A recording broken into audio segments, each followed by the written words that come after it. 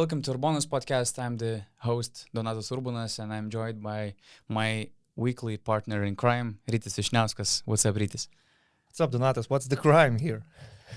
What are we doing? What we're talking about basketball from time to time. Right. Because some things might be foolish for some basketball people. I hope not. Yeah. And today we have a special edition of URBONUS podcast. For the first time, we made a Q&A session.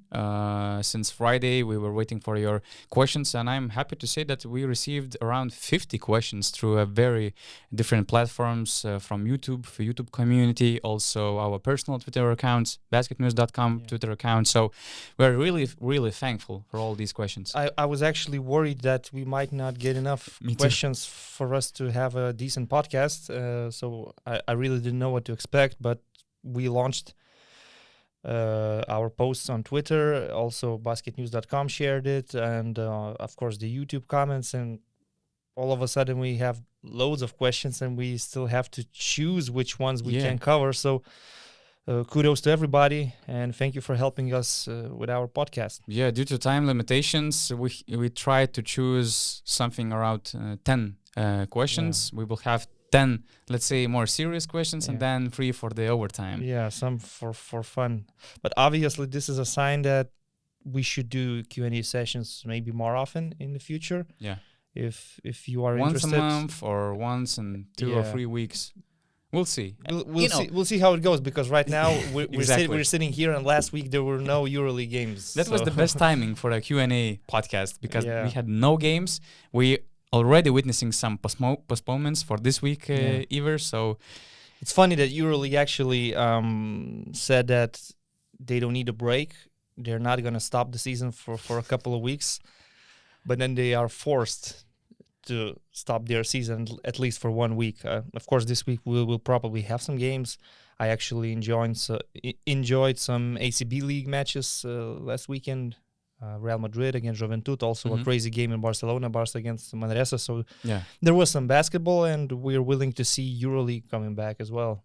But let's start with our listener and viewers' questions. Before that, I have to present our sponsor of this episode. It's our friend NordVPN. They have a great Christmas deal at the moment, actually. Visit nordvpn.com, and you can have a 2-year plan for only 2.92 euros per month, and you can save 72%. So that's a great price, actually. And with NordVPN, you can get a lot of good things. One of the examples, for example, Lithuania, I cannot watch FIBA Champions League games on the YouTube, but with NordVPN, with one click, I can watch all these games, and it can happen the same with all these streaming platforms like Netflix and other like that. And also what is good that this is the fastest VPN, actually. You don't need to sacrifice speed for a better security. You can secure your internet, of course. That's the biggest benefit of NordVPN. All your data stays safe behind a wall of next generation encryption when you're visiting some fishy websites, let's say.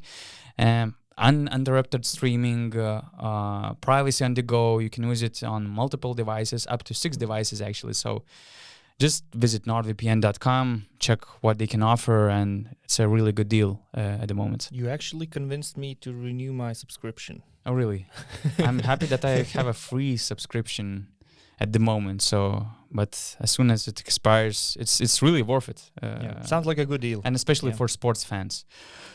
Okay, let's start with our questions, and let's begin with Pick and Roller's question. Best EuroLeague American of all time, and why? For me, it's an easy one. Anthony Parker? Anthony Parker is the Michael Jordan of the EuroLeague.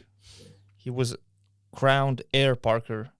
I know that maybe he didn't play as long as some other Americans like Kyle Hines or Mike Batiste or many other legendary players. He was just too good to play in the EuroLeague during for his longer. stint in Maccabi, he was the greatest. He was unstoppable. He was so athletic and so powerful. He was so exciting. I mean, he played in a team with Šaras and Vujicic. Maceo Baston. Wow, it's crazy. But he was a dominant player, and he could have been a dominant player on any team at that moment in Europe. Of course, later on, he went to the NBA. He was a decent role player for the Cleveland Cavaliers, for the Toronto Raptors.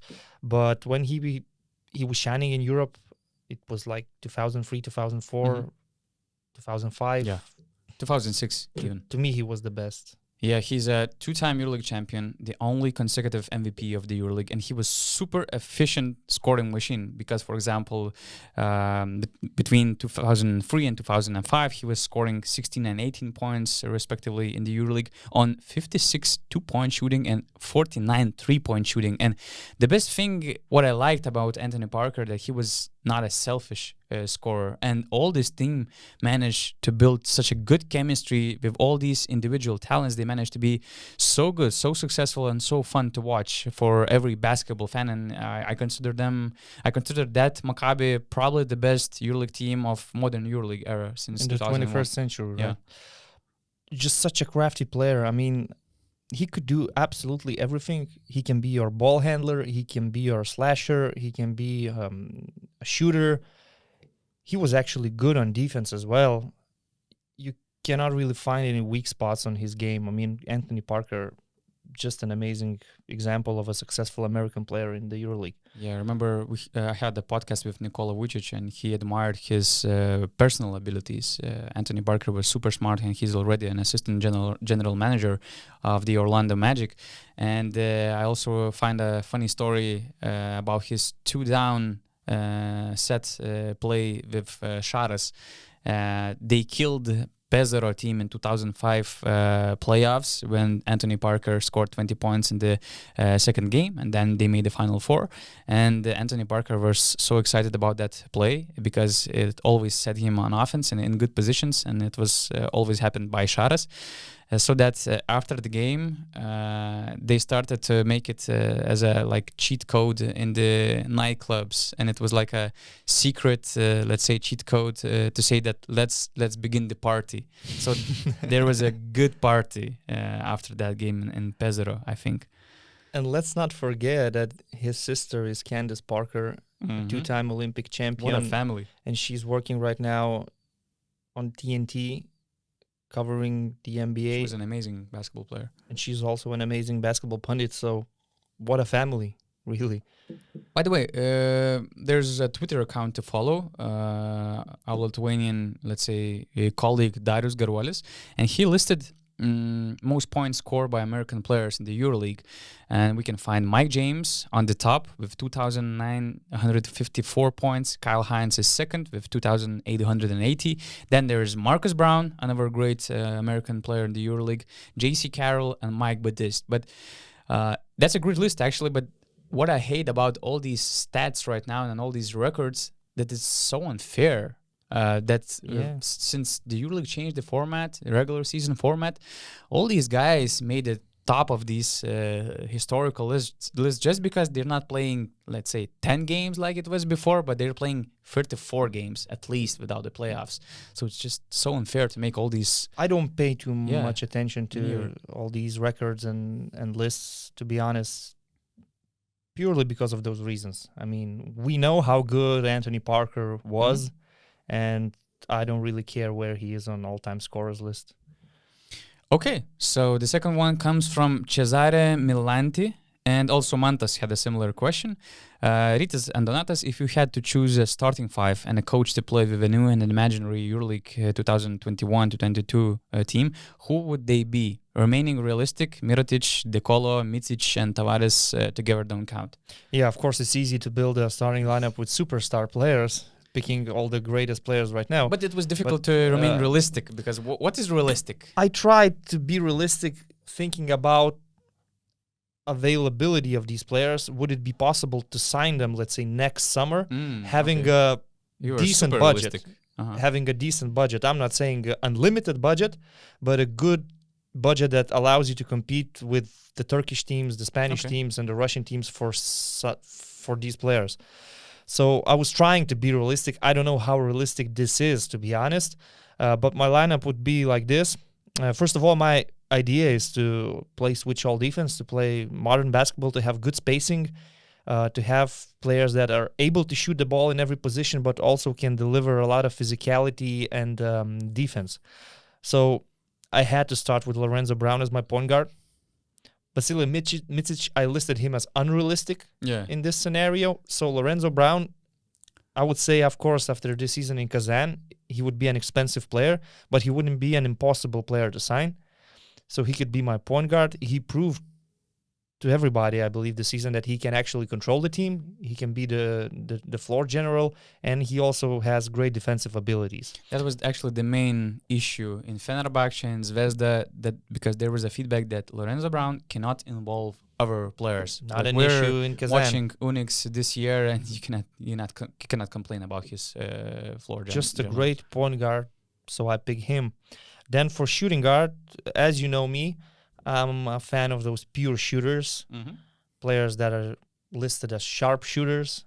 And Kyle Kuric is one of the best at shooting the basketball in the EuroLeague right now. Also, as we talked previously, he can play extremely physical basketball. He can be very good on defense. He's a fighter. He's diving for loose balls. So for me, it's an easy choice. I think besides he's my shooting guard. Three-point shooting is underrated in my eyes. And he's a veteran. So let's say he becomes a free agent. I don't think it would be unrealistic to sign Kyle Kuric. Yeah, your lineup is so far is super realistic, and I feel bad about my lineup with Micic and Dorsey at the backcourt. Small forward. I think it would be possible to convince Nikola Kalinic that we should still have a go for a championship. I know you love Zvezda. I know that you love Zvezda fans. I know that you love Belgrade, and your family and everybody is there. But come on, man. You are a great player, and you should be competing for championships every single season. At the very least, playing in the playoffs. So, let's say 700K, 800K, I believe I could sign Nikola Kalinic. So he's my small forward. Power forward, this man has been long enough in Berlin, and he still has at least 2 or 3 good seasons in him. He can be an elite player on a very good team with his tremendous basketball IQ, with his passing abilities. He's reading the game at the highest level. I would say it's, of course, Luke Sigma from Alba Berlin. Again, if he's a free agent, I don't think it's impossible to sign him. I could offer him more money than Alba.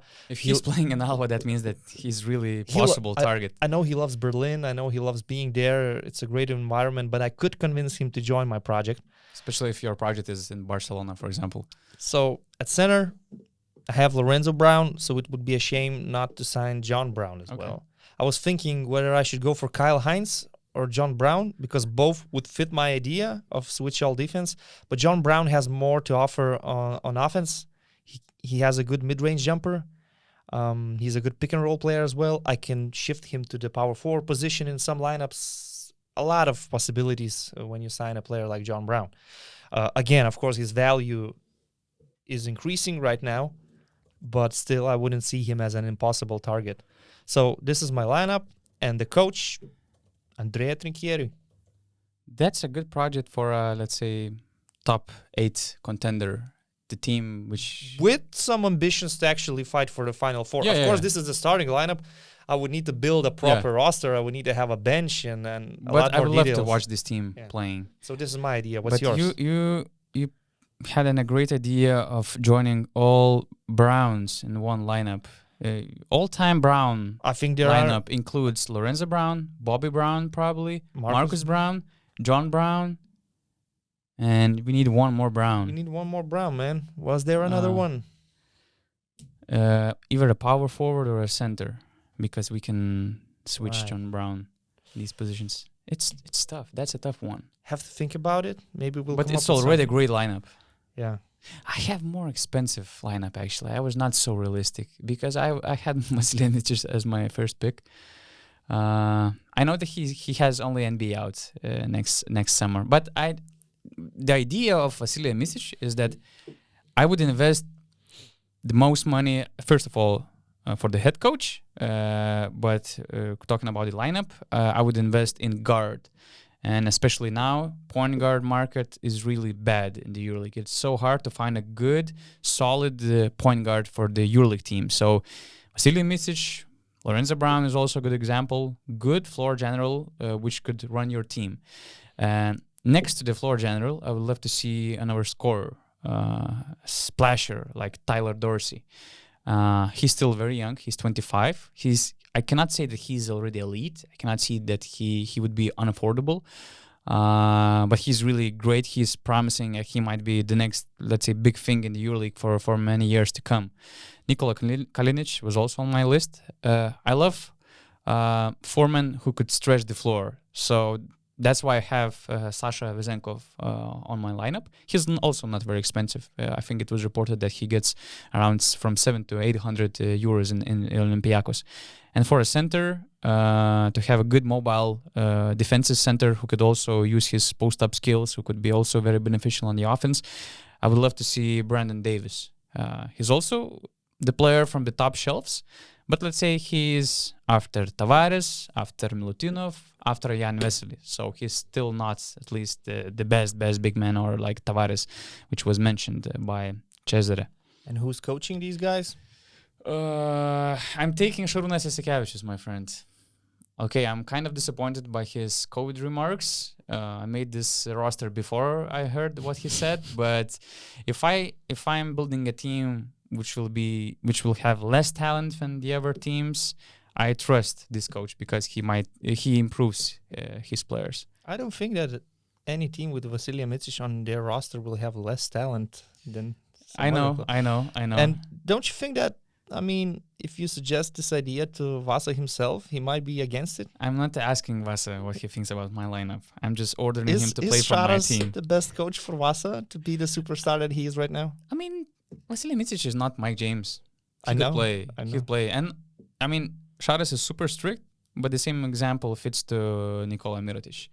I mean, he was also great scorer. He could decide games by himself. He could be the system by himself. But Šaras managed to implement him in his famous system. Of course, I'm just joking. It would be a winning team, a winning formula with these players and Šaras as a coach. But I like my lineup as well. Yeah. Henrikas Linkevičius asks us about NBA All-Star Game idea, USA players versus World. Who would start the game for both teams and who would win? And imagine they would play for real Game 7 in the finals. It was so difficult to rule some players out of this because some great players were left out in my list. But it has to be 5-on-5, right? Let's go by matchups. Right. So Team USA and against Team World and the point guard. Based on this season, for me it's Lorenzo Brown against Vasilija Micic. But if based on bigger context, broader context than just this season, of course I would go with Mike James. But right now it's Lorenzo Brown with Micic. What's funny, for some reason I thought that this question is about the NBA. So I put Luka Doncic against Drew Holiday. We have to go like this? I have no idea. Maybe I misunderstood the question. But bring your lineups. I will bring my lineups from the NBA. So Shane Larkin goes against DeColo. So at shooting guard. Let's get back with point guard position. Micic against Lorenzo Brown. Okay. Then Shane Larkin against Nando DeColo. Mm-hmm. Then Will Clyburn against Mario Hezonja. Okay. John Brown against Nikola Mirotic. John Brown already made the list. I mean, it's based on this season. If I would be selecting all stars for this season against Mirotic, and I select only Americans, who's the better power forward right now than John Brown? Mm-hmm. And at center, Eddie Tavares against Brandon Davis. But Tavares is not. What? It's World. Yeah, okay. It's World. It's not Europe. Yeah, okay. Right? But maybe I misunderstood the question. So if it's about the NBA, my problem. If it's about the NBA, then it's a completely different story. Yeah, my team World was Luka Doncic, Patty Mills actually, because Patty Mills in FIBA basketball is like Steph Curry. So had Patty Mills on my list. One of Bogdanovic's, Bojan Bogdan, I don't care. I like them both. Giannis and Rudy Gobert against. Ooh, there's no Nikola Jokic. No, I need defensive center in this lineup. Man, in FIBA basketball, I would always pick Jokic. I need a defensive center. I want to switch in defense. Switch with Rudy Gobert. It's better option than Nikola Jokic, my man. Come on. Really. He would have a lot of problems defensively. Do you remember Rudy Gobert playing in FIBA tournaments? Was he really that great? He was good. He was solid. And do you remember? I don't need him as my focal Do you remember player. Nikola Jokic playing in FIBA tournaments? I have Luka Doncic. Mike Toby was a superstar with Luka Doncic. So, okay, he's a different type of player. But I mean, Nikola Jokic is I need Rudy one of Gobert the for most defensive skilled reasons. players Real. in the world right now. But it's an all-star game. It's an all-star game. I had this one for Game 7 of the finals. Fine, but I don't really have a scenario where I'm picking Rudy Gobert over Jokic. Just for some specific lineups. Really. Right. I like that. I'm shocked you. I would love to have two MVPs, both Jokic I don't and care about Giannis. individual awards, really. And this team is built on guards, and I have Giannis also. Jesus so Christ, Nikola Jokic is the most dominant player in the world, maybe. Rudy Gobert cannot play any post-up I'm not so offense. sure if he's built for winning, for a championship. Is Rudy Gobert built for winning in a At championship? least he was in finals. When? Olympic final? So Jokic was in Olympic final in Rio. What are you saying? NBA finals. France had a No. better shot at it. Come on. So USA in Rio had a better team than in Tokyo. Serbia and Rio? What you're talking USA. You said France had a USA? better shot. Of course France got a better Yeah, they shot had a because better they were team. facing a weaker Yeah. Team USA. Do not focus on Rudy Gobert. I have Luka Doncic on my No, team. I know that you have Luka I need a Doncic. defensive center. But I mean, all-star players, you're picking the best player in that position without overthinking it, how they would play together. Nikola Jokic I don't care is about the All-Star best. game. I care about Game 7, the finals. Nikola Jokic is the best center in the world. Rudy Gobert cannot play a single post-up. I don't need any post-up. I have Fine. Luka Doncic, Fine. Giannis, and all these guys like Mills and Bogdanovic. Fine, man. I'm offended. I just need a presence in the paint. I'm just That's a little it. bit offended that you're picking Rudy Gobert over Nikola Jokic. That's all. I just need to win a title. Fine. Nikola Jokic didn't win a title yet. So Rudy Gobert also didn't win a title. He yet. will help me to win the title. Jokic would help you, man. He's a Wow. better role player for that lineup Fine. than Jokic. Fine. Because you have to build your game again around Nikola Jokic, in my eyes. I think Nikola And Jokic, I have Giannis and Luka Doncic already on my team. man, I I think just need good role players. I think with Nikola Jokic, any player that he has around him, that player will be even better than he is in his current team. Right. Okay. I will be killed by Serbian fans for this one. Just continue. The Americans. I had Drew Holiday just for defensive reasons, Steph Curry, KD, LeBron, and I had doubts for center position.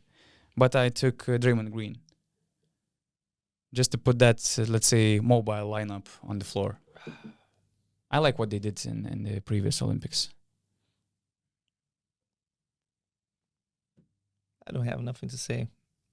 I'm still shocked. Let's move on. And which team of your selection, US players against Team World, would win the game? Wow, I'm thinking on the spot right now. Which team would win? Yeah, From your... I would go with Europeans, actually. I prefer the American basketball more. But this time you this just have... this team, I think Tavares will deal with Brandon Davis. I think that Mitsic is still a little bit better than Lorenzo Brown. Of course he's better. I think that DeColo matches Shane Larkin. And then you have like Hazonia against Will Clyburn. We're saying that Will Clyburn is the best small forward in the league, but Mario Hazonia... This year he's not as good as he was before, Yeah, and that's Hazonia's skills... logical because Hazonia's skills are amazing, really, so I'm going with the Europeans in this case. in my case, I don't need an explanation, right? Because if there's a Rudy Gobert on the court, they're not winning the game. And you're playing Patty Mills against Steph Curry in an... Patty Mills is like Steph Curry in FIBA game, really. Steph Curry Is that is great? Steph Curry in any game.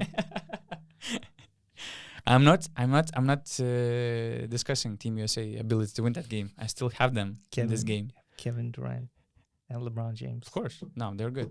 And I'm not saying that Europeans will win the game. Okay. Team World, sorry. Okay, we have the fifth question, Yaroslav. I know that it's gonna be hard for you to continue the pod, but let's give your best. Yeah, give your best. It's cool. It's cool. Because Yaroslav has some feedback for our, or maybe even let's say your thoughts about Olympiacos. My question is why you always call Olympiacos as ready Final Four material. Why not? Easy. They have not enough quality. First of all, you need a pair true stars to belong. Whom will you join? Whom will you point? Only Lucas, but he's not young and he's not the caliber of Tavares, Clyburn, Mirotic, Hezonja, or Micic and Volkov. Come on, you like him because he's a former Zalgiris player.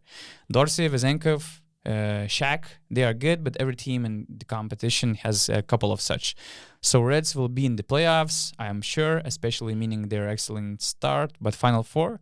Barca, Real, 3 Russian teams, yeah, each.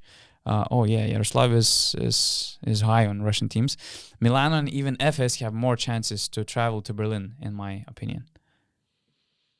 I agree. There are like 6 or 7 Final Four caliber teams right now. 3 of them are very obvious. The 2 Spanish teams and CSKA. Doesn't matter where CSKA is right now in the standings. You always see them in the Final Four. And there's one spot. And that 4th spot is not always filled with the best team with superstars on their roster. I mean, Olympiacos is an example of a good team. Exactly. Not necessarily a team built of superstars, but a team with good chemistry, good balance. There's leadership. There's great defenders. I don't see any reason why they wouldn't we always had some playoff examples series like Olympiacos right now. We had Zalgiris, Bayern, they were very close recently to making the Final Four. Zalgiris also, Lokomotiv. It was not a team of superstars. Let's say Partizan. Yeah, there are examples. And of course, at the moment, we don't know who they would face in the playoffs and where will they finish in the regular season. If they finish with home court advantage and they avoid, Anadolu Efes that would be in a very good shape at that time, why not? But I'm not saying that there are 3 teams in the Final Four with reserve spots and Oli is the 4th one with the quality and others cannot be there. Of course Milan can be there. Of course Sunix Kazan, with the way they're playing, they can be there. It's fine margins between these teams. I'm just saying that Olympiacos, the way they're playing so far this season, to me, they look like a very solid team that could actually make the Final Four. Will they make the Final Four? That's a big if. Yeah, we'll I also don't have them as a Final Four lock, but I like their chances a lot. Yeah, they're a complete team. They're very built offensively. It's a team-oriented, team basketball-oriented group of guys with Lucas' leadership, with Dorsey scoring, Vezenkov, Papa Nikolaou, also Fall is doing great. And what's interesting that they have a second-best offensive rating in the EuroLeague, and by saying they're most complete, one of them probably the most complete team in the EuroLeague, I'm saying that they have the third best defense in the EuroLeague. So they have a good coach, good chemistry, good group of guys, and okay, they are not stars, but again, as I said, Tyler Dorsey is just 25, Vezenko 26, Lucas is not that old yet, he's 31, so they're good, man. They can make the Final Four, of course, but they're not Final Four lock. That's for sure. Definitely, there's no such thing as a Final Four lock. To be honest, in the EuroLeague right now, you never know. CSKA. I mean, for so many years they've been in the Final Four. But except again, from Jervev, Dushko, Vujošević. But again, if your struggles continue in the regular season, but this year they're not. They're not. You might face I like agree. Barcelona or Real Madrid in the playoffs, and one of these elite teams will lose. So we will see what happens. But obviously, Olympiacos can be there. And my point was simply that I was making a prediction. Predictions are not always based on logic and what should happen. Predictions is something that you're trying to think out of the box and come up with something a little bit more interesting than the most predictable stuff.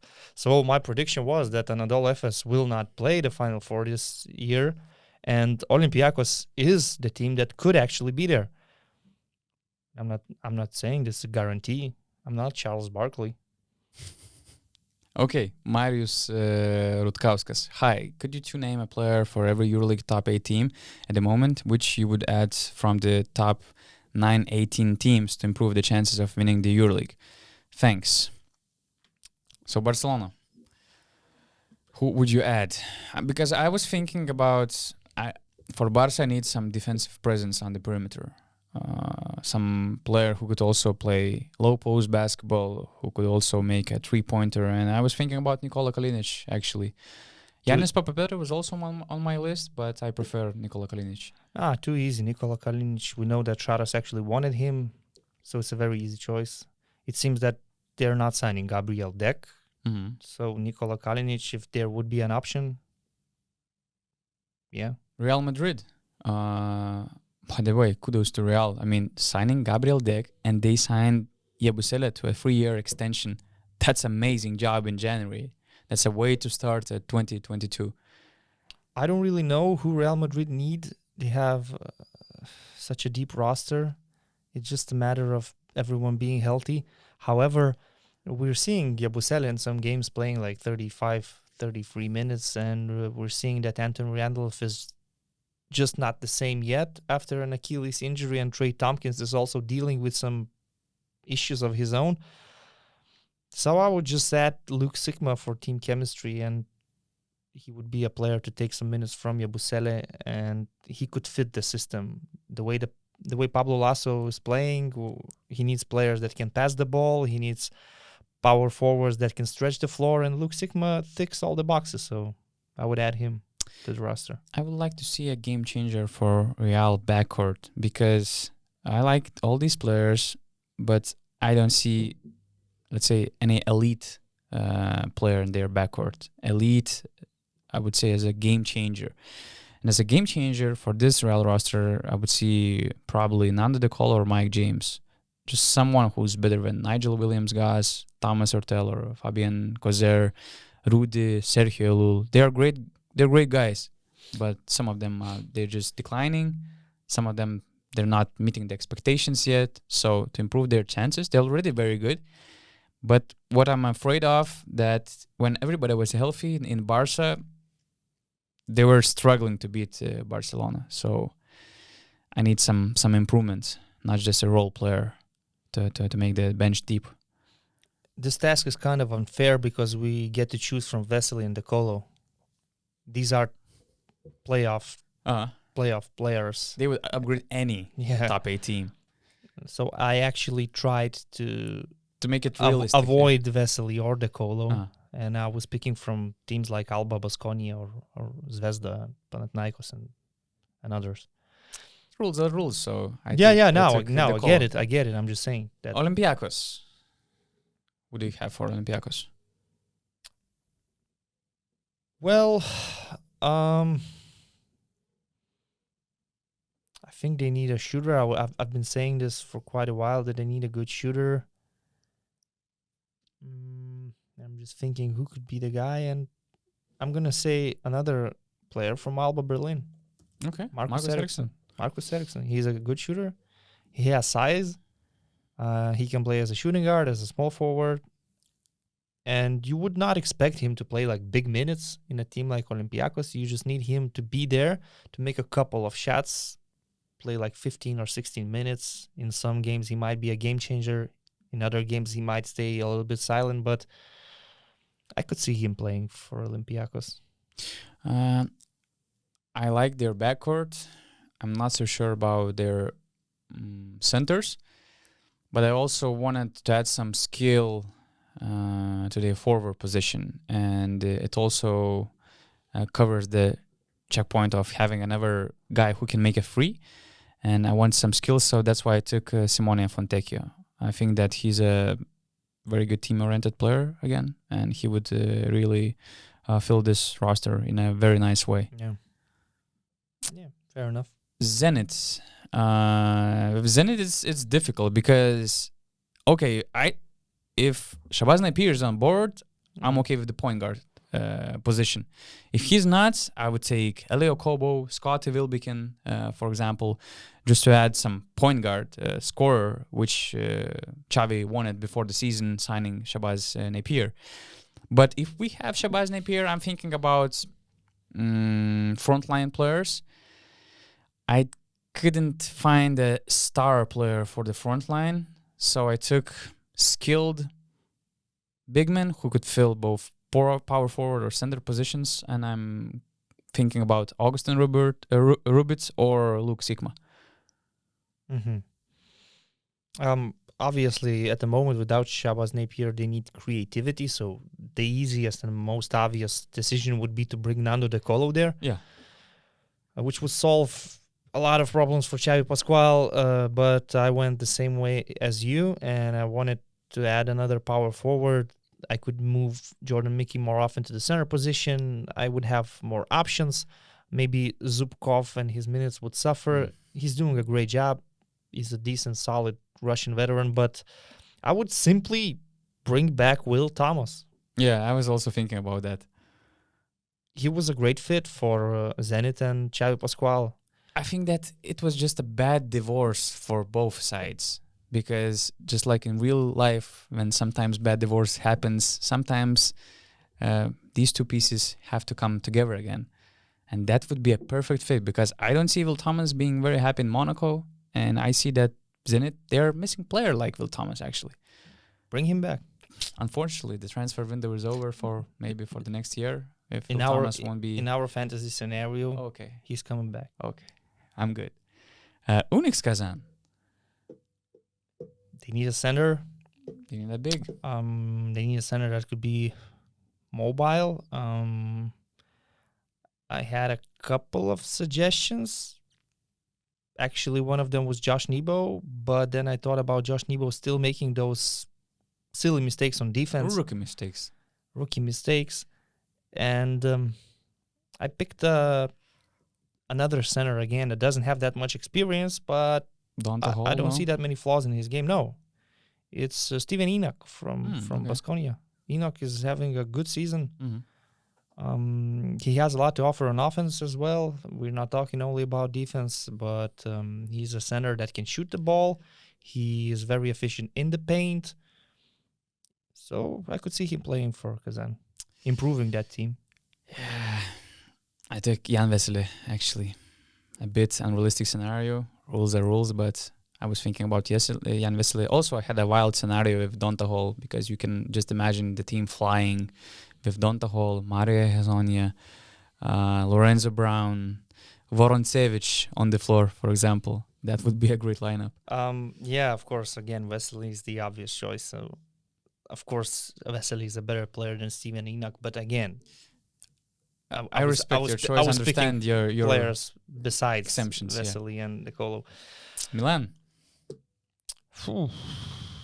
I have two positions to improve, actually. Again, I was thinking about Jan Vesely, but Unix already drafted Jan Vesely. Yeah. So I have Darun Hilliard for a shooting guard or either small forward position to cover Shawan Shield's absence. He's a good scorer. He can make a three. That's what they need in the shooting guard position. He could be a great addition for them right now. So everything's okay with their key players. They just need some more quality on their bench, actually, because some of the Americans they signed, they are not delivering, like Ryan Grant, for example. And I would need a role player. Since this is a veteran team, I would like someone also with plenty of experience. And yeah, when they lost Mitoglu because of an injury, they signed Benjamin Bentil. They have Nicolo Melli. I would like to see actually Deshaun Thomas there if Mitoglu is not available. To have him and Melli in the power forward position. Also, Deshaun Thomas, if Ettore Messina decides to go big, can play as a small forward. He would fit the defensive system, I would say, and he has a lot of experience, so it would not be a problem for him to play with Kyle Hines, Malcolm Delaney, Sergio Rodriguez, and all the others. I mean, these players like Deshaun Thomas, Will Thomas, they're just great for any team. Especially it's a great in-season addition for every playoff team or even Final Four contender. Yeah. CSKA. You're also looking for a point guard? Again, Nikola would be the I agree. I actually had Nikola choice. But no. Scottie Wilbekin. Mm-hmm. Scottie Wilbekin, maybe he's a little bit inconsistent. He gets criticized a lot. Still, to me, he's a better player than Ife Lundberg. Mm-hmm. He's an upgrade. I mean, there might be a problem with Shved and Wilbekin together. You will need to search for some solutions, but Scottie Wilbekin adds quality. Dimitris Trudis would come up with a plan how to hide him on the defensive end. So, yeah, Scottie Wilbekin from Maccabi to CSKA. I had Nando De Colo because for Real, if we cannot have two players for two teams, the same player for two teams, so I had Mike James for Real Madrid and Nando De Colo for CSKA for obvious reasons. Great ball handler who can run the floor in the decisive moments of the game. So he would be amazing fit for CSKA right now. And it was actually hard to find another good ball handler for CSKA to be, let's say, sure that he will fit in this team and he will help and he will have less flaws when advantages he can offer for the team. And the last one, Anadolu Efes. We actually had some questions about them, about Petrushev, about their need to improve the center position. So did you find a player to cover that spot, that position, or you were looking for a different position? Nope, different position. Krunoslav Simon is getting old. I need a small forward that would be more athletic. So for me, it's actually an easy choice. Vladimir Lucic. Mm-hmm. He would improve the team definitely. Lineup with Vasa, Micic, Shane Larkin, and Vladimir Lucic. That would be something. Mm-hmm. Lucic has star power in him. It's unfortunate that he had some serious injuries throughout his career, but the way he's playing for the last couple of years in Bayern Munich, it's great. Really, one of the best small forwards in the EuroLeague when he's healthy. So, no-brainer for me. Anadolu Efes signing Vladimir Lucic would change everything. Yeah, I agree. And I don't think he would have any issues to adjust. For example, like Elijah Bryant is having when he joined this Anadolu Efes team. But Vladimir Lucic, I think he could play straight away. I tried to find a good center for them, and I was choosing between Augustin Rubit and Jalen Reynolds. I like Rubit in a way that he's a more complete player, and he's, let's say, he would be an easier fit for Efes because Jalen Reynolds, I think he requires some attention on offense. He could need some time to adjust, but skill-wise, especially on offense, he's a better player than Augie Rubit in my eyes. Augustin Rubit, to me, he's kind of similar, and I would compare him to Adrian Moorman. Power forwards more than centers, but I get it that Anadolu Efes ideally would like to have a center that stretches the floor. Tibor Pleiss does that, but he had Sertac Lee last season. He was so important, so I could imagine Augustin Rubin playing as a center for them. 7th question, Komaja comes up with what are your predictions for coaches changes in the upcoming season? Who and where might be transferring? And also we have a kind of similar question from Linder. How important is good coaching? That's probably important, let's say. And can you rank your top 5 coaches in the EuroLeague? So top 5 coaches, and before our predictions for the coaching changes in the coming season. Top 5 coaches. Well, first of all, good coaching is extremely important. It's crucial. It's impossible to be successful without good coaching, and coaching methods differ. From Ataman, from Ataman to Sharas and then Messina and all the others, everybody has their own philosophy and idea. But for me, one thing is always the same. It's not about the tactics and the way you draw plays on a board. Every coach can draw a play. It's about man management, and it all starts from there. Players have to believe in you. You have to deal with players from different backgrounds with different characters and egos, and if you are able to handle your players and bring them to a unit, to a team. Tactics, then, is the easiest part, actually. Scouting reports, tactics, preparing a game plan is the easiest part. First of all, you have to convince the players that we're here to win championships, and you have to believe in me, in my system. And if they do believe in you, if they follow you, then everything else is quite simple, actually. And what I also think that the best coach for Real Madrid, for example, and the best coach for Bayern Munich or Zalgiris Kaunas, that's a different coach, different person. Oh, for sure. So it's every situation is so different, and all these best coach examples. Yeah, you wouldn't trust Pablo Lasso to coach Zalgiris, but at the same time, you wouldn't trust Juras Dovts to coach Real Madrid. So obvious. But yeah, top 5 coaches, again, I'm being biased. I'm just picking those that I admire the most and my favorite coaches, let's say. Not necessarily top 5 that one is better than the other. Yeah. Number 1 for me is Dimitris Studis. Modern basketball, everything's about numbers and spacing, and he won EuroLeague twice, so he could have won more. He could have won more, of course, but I think there's still more to come. Yeah. So Itudis is number 1 for me. Also on my list. And also because of his fluent English, I could see him working in the NBA, actually, from the European coaches that we have right now. He's one of the candidates. Number 2, Xavi Pascual. He's the coach that resurrects teams. He went to Zenit when they were dead. Then actually next season they had an even lower budget, but he built a team that made the playoffs. And Barcelona had to go through hell in order to reach the Final Four and beat Zenit in 5-game series. So Xavi Pascual, of course, you need to give him freedom to build a team the way he wants to.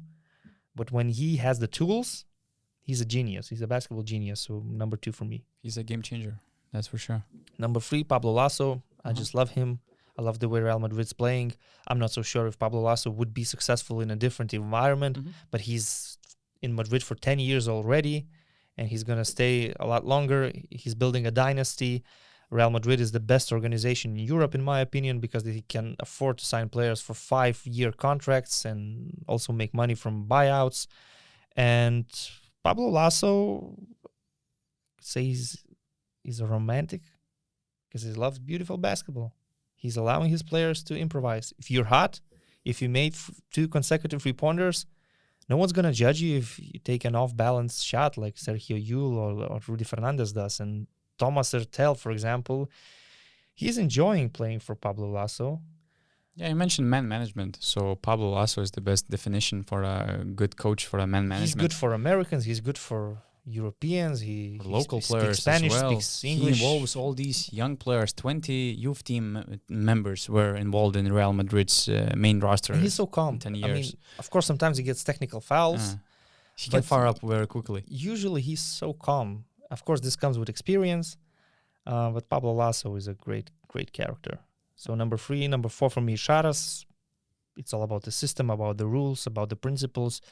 You can like or dislike the way they're playing, the way they're winning, but he proved to everybody that he can demand a lot from superstar players, as well as he did when he worked in Zalgiris with players that were not stars yet.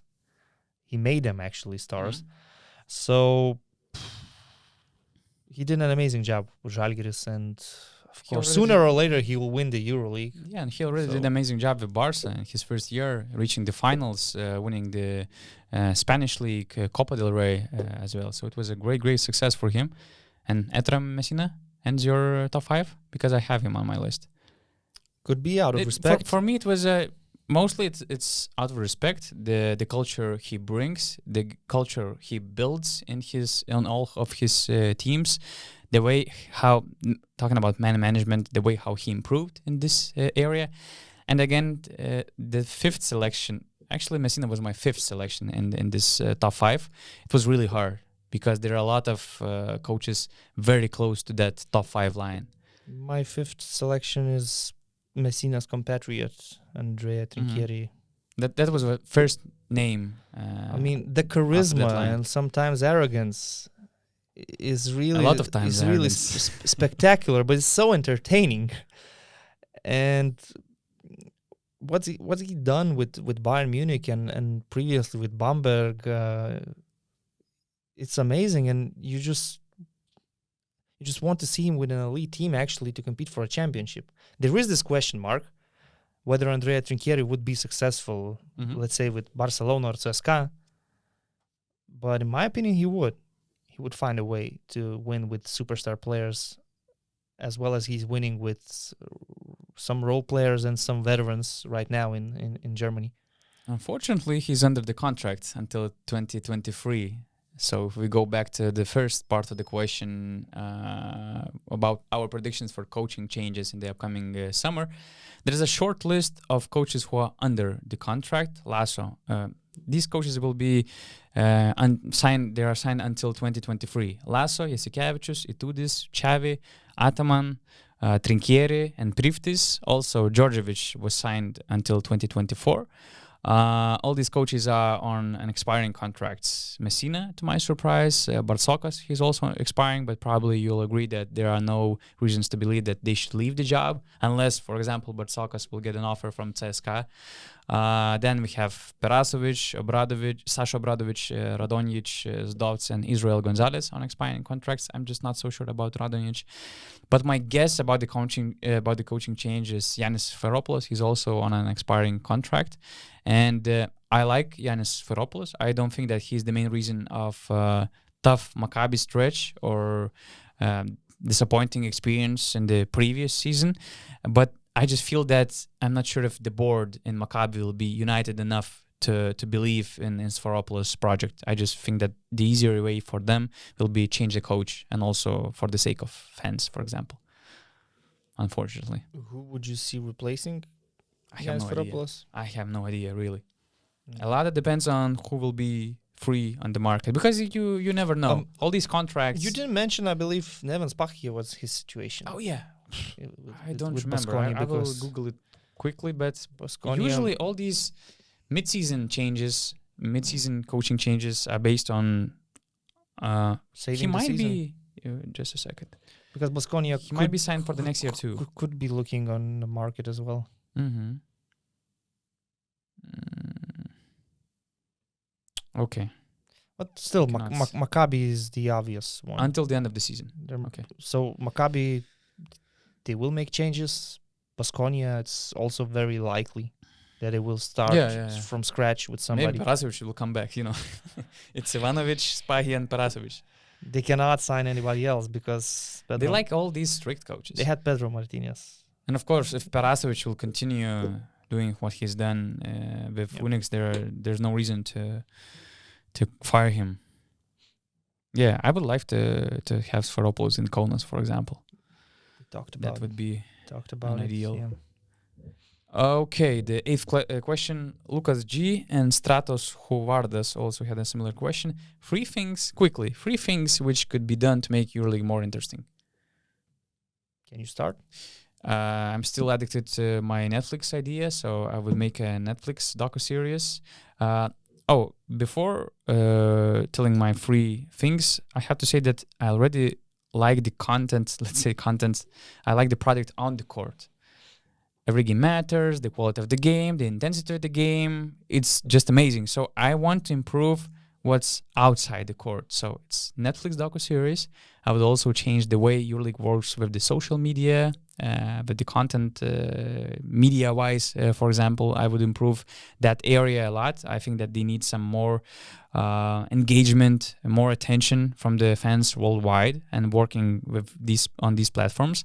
And on the court, let's say, I would change the playoff format. First of all, no Final Four.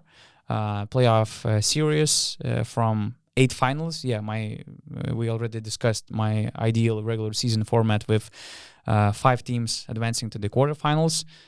Teams from 5th to 12th seed making the 8 finals. Last 2 teams relegated.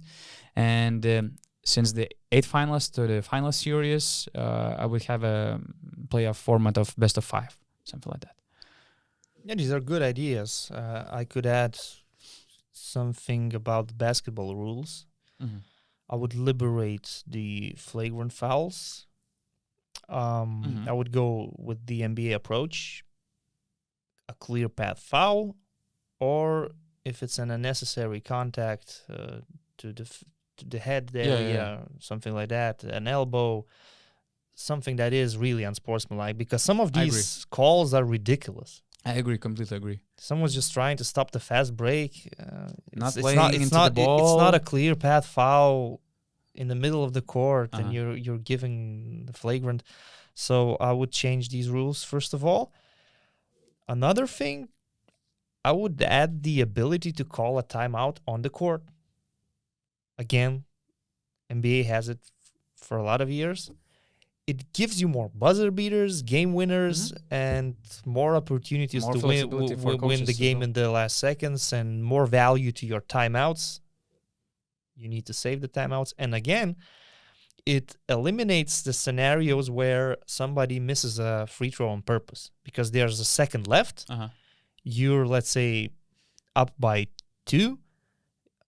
The first free throw goes in or goes out, doesn't matter. You missed the second one on purpose because what the opponents can do, they can grab a rebound and throw the ball over the court. If there's a possibility to call the timeout when grabbing the rebound, it's different. So I would add these 2 components from the NBA, and then we're good to go. Everything else is okay. I don't need defensive 3 seconds. I don't need basket interferences. Only these 2 things. Flagrant fouls and timeouts on the court. So easy to make the game, the EuroLeague, even more exciting. Yeah. Dominikas Regashas. Hi, gentlemen. EuroLeague has been talking about a London-based team in the league for a while now. How much do you know about that? Is there a plan in place, and how realistic is it? So to start with the, let's say, inside information, not much. For many years we were hearing for all these speculations. I remember talking with basketball people, and they were saying, oh, do you hear that Željko Obradović might be the head coach for that new project because he's stepping down from Fenerbahce, so that's the next big thing for him.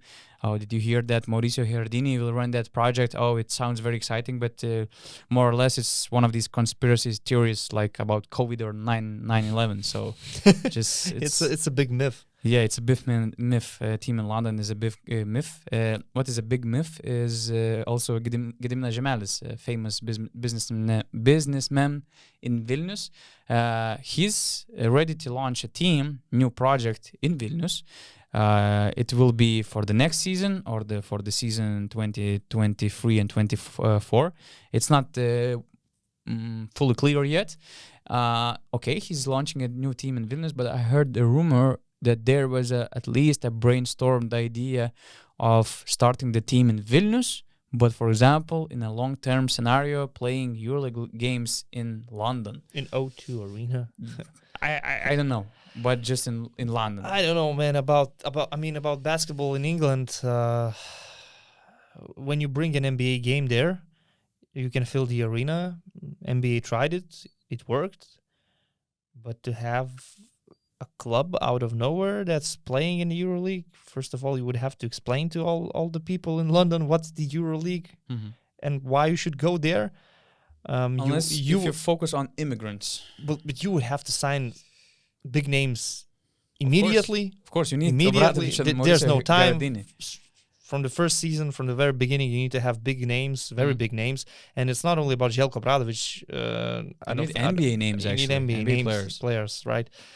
I don't know if it would work. I remember that London Towers were playing in the EuroLeague. I believe one of the worst teams we ever had in the EuroLeague. Yeah, so it's not a basketball country. It's a big market, which is why people are talking about it. They have a great venue, O2 Arena. But it's just not a basketball country. Yeah, we were talking about the NBA division in Europe for years, and the same happens with London. Yeah. Every year or two, the question comes up again. 10th question, football stand. Hello, guys. How and according to what you would be completing Žalgiris squad next season? Well, first of all, I would be learning from my mistakes. Oh, yeah. There were a lot of mistakes to learn. So, replacing 7 or 8 players from the current roster. Okay, so who do you keep? Ulanovas. I still need some Lithuanians. For me, as a small forward, he's a good glue guy in a low-budget team like Žalgiris. I'm keeping Ulanovas. I'm keeping Lekavičius as a backup, like a sixth backcourt player. Yeah, someone who comes from the bench, gives energy, plays like 15 or 16 minutes. Milaknis, I would keep him for a year. It would not be very expensive. He can still be very productive shooting the basketball. Again, in the limited role as a role player, he's good. I'm paying farewells to Paulius Jankūnas. Of course. He's retiring. I wouldn't keep Mantas Kalnietis, to be honest. I love Mantas Kalnietis. He's a great guy. I wouldn't have him on my EuroLeague team. I'm getting rid of Yanis Strelnieks. I'm getting rid of Ty Webster. I'm getting rid of basically everybody, to be honest. And I'm getting rid of the whole idea about the Lithuanian team. There are not enough quality Lithuanians that could win games in EuroLeague. You cannot sign, let's say, Rokas Giedraitis at the moment and some other Lithuanians. Like, you cannot bring back Rokas Jokubaitis from Barcelona. So my idea is to invest to a good coach, first of all, and then 5 or 6 Americans, but they have to be leading players, quality players, not role players. Žalgiris this season is a team built of role players. No stars, no leaders. So I would try to do something that Bayern Munich is doing, signing good, best case scenario, experienced players like Darren Hilliard, for example. And this is where I could see Žalgiris getting back to how they were playing before when they were with Šarūnas Jasikevičius. Maybe I would keep Kalnietis as my 5th guard just because I would like to have him involved in my coaching staff in the near future, probably after the next season. As a player for a Marius Grigonis role, I would like to have Ignas Brazdeikis. And if we are talking about Lithuanians... I wouldn't gamble, to be honest, with Ignas Brazdeikis. We're talking about him only because he has a Lithuanian citizenship. Not really. I mean... Did he play any professional basketball games? Professional basketball G-League games. is not so professional, although it's improving a lot. But I just saw him playing in NCAA. I saw him in the Summer League. I saw some of his games in the G-League. I just see the same kind of profile player like Marius Grigonis was. He still needs to learn, to improve. But I would like to have him in Žalgiris, really, because he has the same qualities. He's just not as good defensively. But especially as a Lithuanian, if we need these few good Lithuanians, I would give a shot with Ignas Brazdeikis. Then, of course, I would have I would try to get an elite point guard for Žalgiris as much as you can afford for Žalgiris having a good point guard player. I also might try with, I need something next to Artūras Milaknis. Probably I'm keeping Artūras Milaknis as well as my 11th, 12th player. But I need to think about shooters, and I would highly consider bringing Deividas Sirvidis as my shooter off the bench as a small forward. Yep. These little G-League players, Lithuanians that haven't played professional basketball or barely played professional. I need some potential for Žalgiris team. I need some Lithuanian players with potential. This is where we're having a debate because my idea is to stop signing Lithuanians purely because they are from Lithuania. My idea is to sign players that are ready to play and deliver. But looking for a future, I mean, Kalnietis is retiring, Milaknis is retiring. They won't have any Lithuanians left. So Sirvidis is how many years old? He's 21. I have Marek Blažević, for example, as my project. Yeah, so I would keep him, of course, as a young youngster. At least 2 projects for Žalgiris, that's a good thing. So Sirvidis is not playing a lot. Again, it's a 10-15 minute player. This is where our point of view differs because I don't need Lithuanians. My priority is to add aggressiveness, athleticism, physicality, and scoring power, completely changing the roster. And first of all, point guards, shooting guards, players that create, because modern day basketball is not about the bigs, not about the centers. It's about those players that handle the ball and create opportunities. So this is where I would invest most of my money. I would definitely get rid of Geoffrey Laverne. He's too expensive to be a center for me. I could think about Josh Nebo. I see room for improvement. He hasn't reached his ceiling yet, although when he jumps, it seems like he's reaching the ceiling. Although it will be hard to keep him in Žalgiris. I would see, but I would need somebody similar in the center position. My team, maybe Lithuanians would not love it until it starts winning, because there would be like 4 Lithuanian role players and 8 foreigners, mainly Americans. Mm-hmm. Yeah. My Žalgiris roster is pretty much the same. Because maybe I would even get rid of Artūras Milaknis. That's why I'm bringing David Sirvidis to have a Lithuanian shooter. Okay. Marek Blažević as a backup, probably. It's and of too course, early coach for him. is the most important No. thing. Coach Signing is the biggest investment for the right Žalgiris. coach. I hope that the market will be generous for Žalgiris. Okay, so 3 quick overtime questions. We're getting into the bonus area. And the first one comes from Gingerbread. Gingerbread, I wanted to ask you, what is your favorite EuroLeague player currently and of all time? For me, currently, Hazonia and Chuck Aiton of all time. For me, currently, is Mike James. Okay. I just love everything Good about old Mike James. I love everything about Mike James. For me, basketball is entertainment. I'm watching basketball to get entertained. And Mike James is an entertainer. When he wants to be the best player on the court, he is the best player on the court. His issues, they are related to something that happens off the court or inside the locker room, dealing with the coach or whatever. I don't know what happened in Moscow or what's happening in Monaco. But Mike James is definitely my favorite player right now, and I'm always cheering for him wherever he plays. And I enjoy following him on Twitter as well. Yeah, Mike James. Love him. For me, it was always hard to. I didn't admire one player. During some years, maybe these, let's say, my favorite players, they were changing constantly. So I was never a big fan of just Michael Jordan or Allen Iverson or Kobe Bryant. I like the game in general. But currently, I always loved success stories. I always loved hard workers, hustle players, disciplined players as well, team players. And recently I wrote a story about John Brown, so that was my easy choice for the current EuroLeague. He started his pro career in the second Italian division, played for 40,000 euros per month. He was always questioned if he would fit Division 1 teams in Italy, in Germany, because he cannot stretch the floor. He's too short. He's too weak for a center position. So where he could play.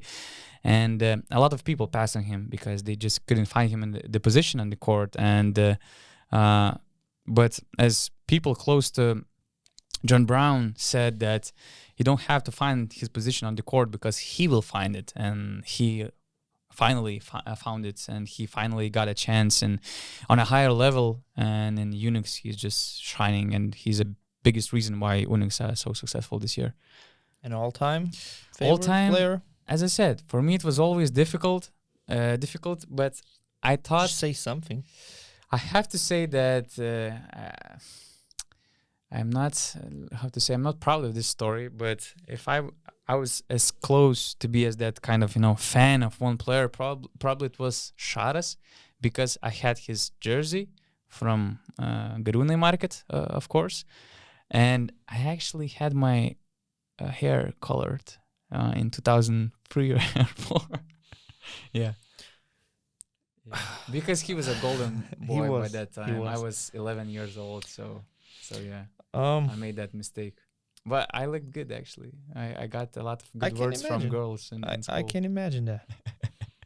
Well, for me, actually, it is, of course, Manu Ginobili, first of all, but it's kind of unfair to name him as your all-time favorite EuroLeague player, because he's my favorite basketball player, and you associate him more with the Spurs than with Bologna. So, EuroLeague player, my favorite, there are 2 guys I'm thinking about. Both played together. It was John Robert Holden and Trajan Langdon. I was always imitating both of them when I was playing basketball in high school. I don't know which one to pick. Maybe Holden because he's more flashy. Mm-hmm. Used to love to see him taking those jump shots off the dribble. There were not so many players doing it at that time in Europe the way he did. So John Robert Holden also always has his head up, chewing gum. He was Allen Iverson of the EuroLeague. Headband, but his defensive abilities were also amazing. So, yeah, John Robert Holden, a winning player. I would also have Trajan Langdon as my top 5 of Trajan all-time Langdon, EuroLeague players. Also, him being from Alaska. And he had a different approach. He was not typical American player. He was unorthodox. Yeah. I remember when he went for his free throw routine, you see his biceps, like he was lifting weights before the game. I'm not so sure he ever smiled. Yeah, but he had great basketball IQ, and now he's a GM. Yeah. So Trajan Langdon is a legend. And Konstantinos Christofis, labas guys. Oh, you said it correctly. So my question is rather funny one for a change. Fuck, marry, kill. Rudy Fernandez, Luigi LaMonica, or Ergin Ataman? Very easy. Very easy. You have to kill the referee. Everybody hates referees. You kill the referee. Sorry, Gigi LaMonica. You fuck Rudy Fernandez. So passionate and... many Lithuanian fans, or not just Lithuanian fans, French fans, they would kill Rudy Fernandez, actually. And can you imagine that in 2013, Rudy Fernandez was assaulted by fans in the arena and he was hit by head? It's so crazy to imagine. It's a shame, and that it happened in, let's say, nowadays. I was really ashamed that it happened. It's a really big shame for Lithuanian basketball. But in a game of fuck, marry, kill, since I'm killing Luigi LaMonica, it's very easy for me to choose. I'm not killing Fernandez. Luigi LaMonica. I'm marrying him. You're marrying Luigi. Because for me, he seems to be disciplined, polite, experienced, well-educated guy. But he's the referee. There's literally a documentary named Kill the Referee. It's on YouTube. And Luigi LaMonica was the main star of that No, it was about football, about Howard Webb, if I remember correctly. But you're marrying Ergin Ataman. Yes. He's very unpredictable. He's a family man. He's a family. You see, now that he has his son. Okay, Sarf is great. He's changing. But he's so strict, he's so hard. But maybe in household, he's different. I'm not so sure. I don't want to marry Rudy Fernandez, to be honest. No. I wouldn't handle all the Spanish fiestas and everything. And so all these flops. No. I hope Ergin Ataman is a family man, and I'm marrying Ergin Ataman. I'm just killing him because I'm afraid of Ataman. Because if I'm not killing him, he would kill me. That's how it is. So you're saying if I marry Ergin Ataman, he will kill me? Probably. Eventually? Yeah. That's the risk I'm willing to take. Okay. And the last one, 13th one, Robert White asks you to make another impression of Russian sideline reporters. Come on. You knew that this was coming. Okay, coach, you had 47 points first half, so offense is okay, but what about defense, coach?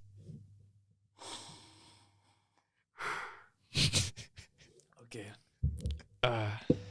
So, first quarter was so good, but then you lost lead. What happened, coach? With all the respect to our Russian colleagues, we have actually a lot of great Russian journalists. So we already made sports through, and we're not offending anybody. It's kind of the biggest achievement in my life so far. International, making it to sports through. Yeah. Because I read sports through a lot. Yeah, and especially the comment section. Okay. So being in the headlines was something that I'm really proud of. There was nothing political, actually.